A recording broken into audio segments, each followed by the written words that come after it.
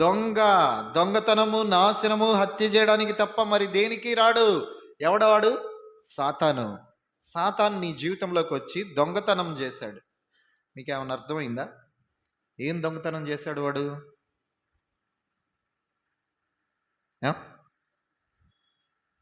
చిన్నప్పుడు మీరు చాలా మంచోళ్ళు కదా, అమ్మ మాట విన్నారు, నాన్న మాట విన్నారు, చెప్పిన పని చేశారు. కొన్ని రోజులకి ఏమైపోయింది?